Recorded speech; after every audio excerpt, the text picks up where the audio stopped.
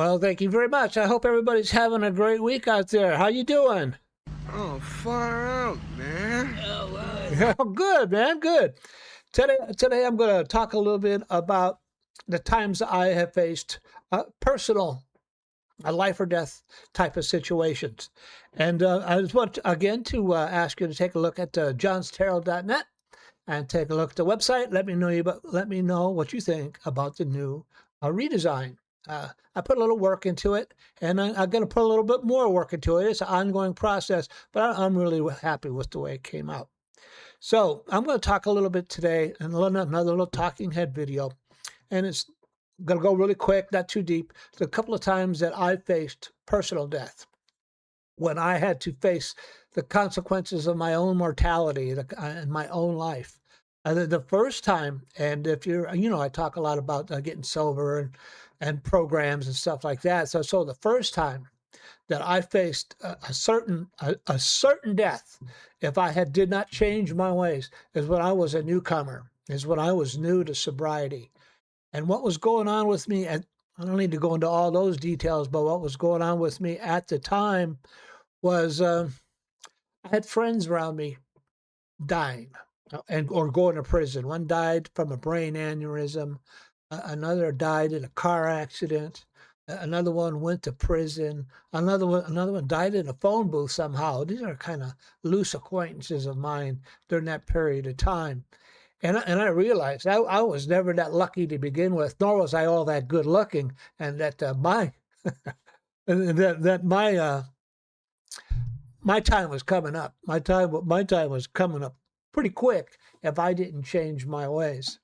And I decided to make that decision. I made that decision. I've talked about I stepped through the threshold, and I've talked about how it was for me. It was January 6th, 1989, and for me, it was Omaha Beach. It was D-Day, and I was either going to die on the beach or I was going to get up and move forward. And that was my threshold. And I made a decision that no matter what, I was going to move forward. That I wasn't going to die on the beach. I wasn't going to go back out and drink and use again.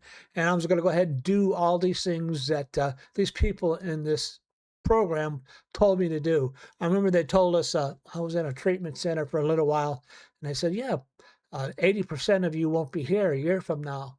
And I said to myself, yeah, well, I'm going to be one of the 20% that is. I'm sticking around no matter what. And it was very uncomfortable. It was very uncomfortable, and took a lot of work. And I always say it was not ice cream and orgasms. Man, it was tough. And but I realized that I had to do it anyway. And I didn't think about my own demise, other than I realized that if I continued doing what I was doing, I was certainly not going to make it. And that if I went out and drank again, I would use again. And if I used again, I would surely die. And this was on my mind for a long period of time. Certainly the first year, 6 months, year, and then it slowly got better. And then once I got in the hang of building some type of sober life, sober habits, sober friends, sober routine, it started getting better. It started getting better, and the tension went down. And I'll tell you, that's kept me sober for the first couple of months. But after that, something happened that never changed. I realized, and it's still that way today, that how my sobriety, my whole life is dependent upon my sobriety. I wouldn't last. I wouldn't last 10 minutes if I went back out there at 68. Oh, forget it. I wouldn't last 10 minutes. So it is still that way, but I have a relatively comfortable life today, and I just continue repeating the things that I did when I was new, and it's been working 37 years. And I don't perseverate on it. I don't worry about it.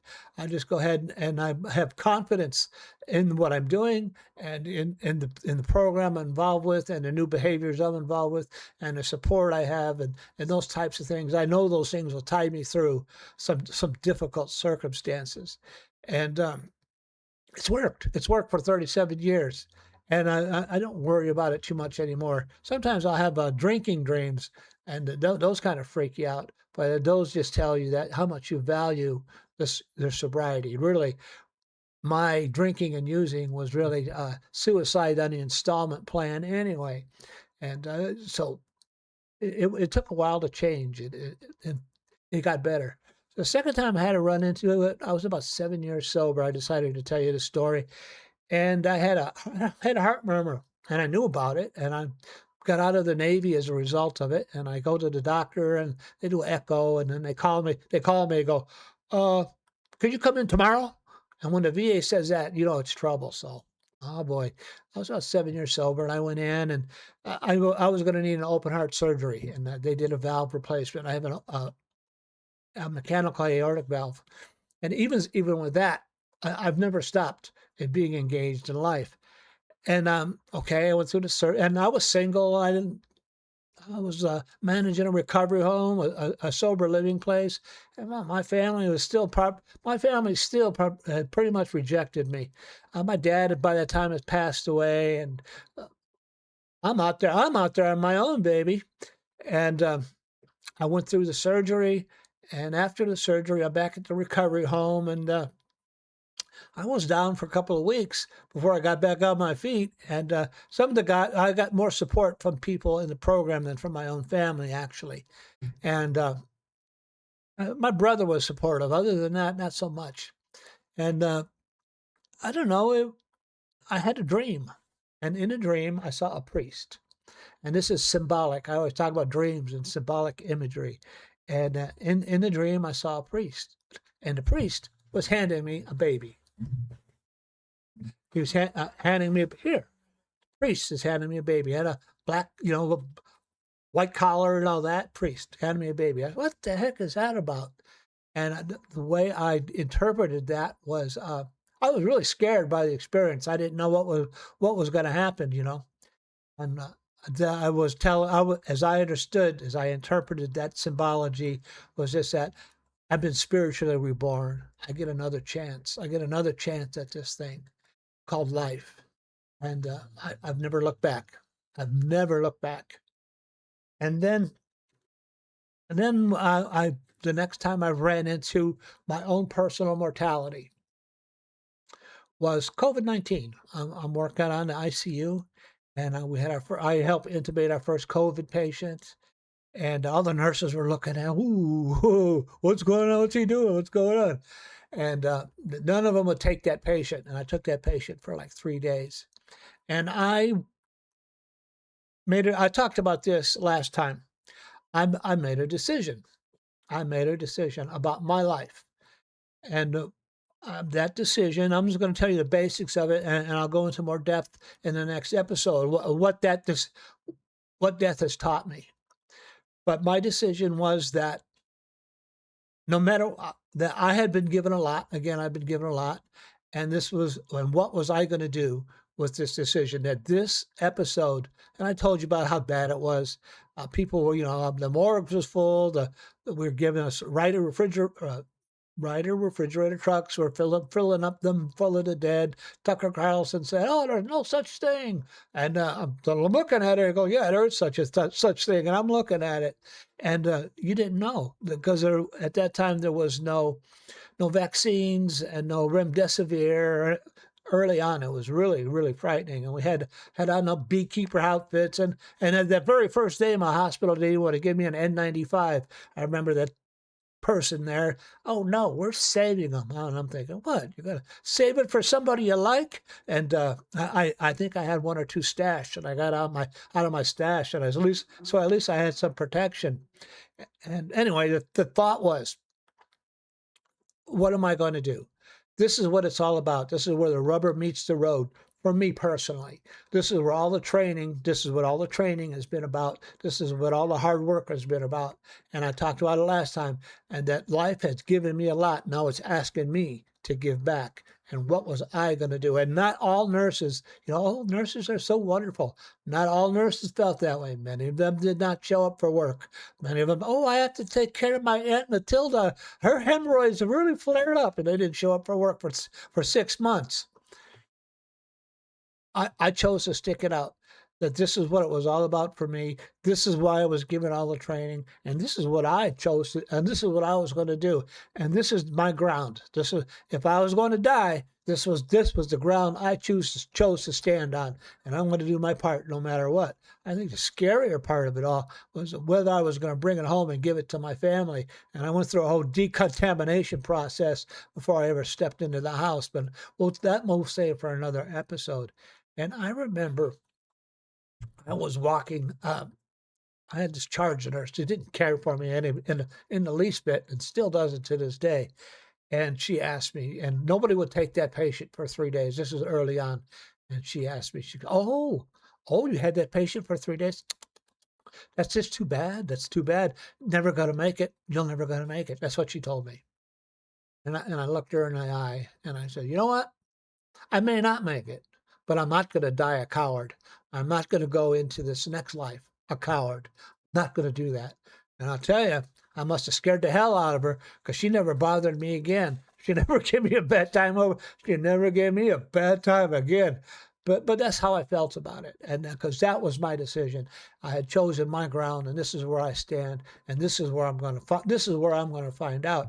In retrospect, I think many times as a man, I watch, World War II and then the young guys landing on D-Day, and would I have had that kind of guts?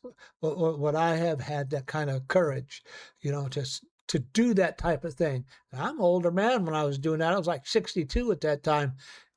And I have my answer. I know who I am inside. I know what's important to me inside. And I don't have anything to prove to anyone. And I'm not afraid of anyone. And I'm not afraid of anybody or anything. And you have that kind of, the World War II veterans probably had that kind of confidence going through their entire lives. And that's what happened. That's what I learned. And I'm going to real briefly run to the end of this. So we're coming to the end of the pandemic, and I hadn't been to a 12-step meeting for year and a half, a year like that. I've done them on Zoom and like that, but I really didn't help much, but I guess it helped enough. And I'm going to this meeting, and there was a handful of people at my first live meeting, just a handful. I don't know, 6, 7 people. And they're talking about the usual stuff they talk about at those, and how do you handle resentments and and stuff like that, What do you do with a resentment? And I'm thinking to myself, my head is not in that space. My head has been for the last year and a half. How am I not going to die? How am I not going to die? I was scared to death. And even what do I have written down here about that? I have a little piece written down here about that. Courage is acting in accordance with your values while you're afraid. Oh yeah, I was afraid. I served regardless. And that to me is the essential point. Courage is often misunderstood, not as not feeling fear. It isn't. Courage is acting in accordance with your values while afraid. If there had been no fear, there would have been no courage, only routine. And that's what I learned from that. So we're going to move over to the tarot page, and let's ask a quick question. My ability to read tarot is a gift, an expression of divine love, and I'm here to share it with you in that same spirit. I hope you've been enjoying my little talk, my little experiences. I'm having trouble with my camera, but I think next time I'm going to do something a little different, make sure it's okay.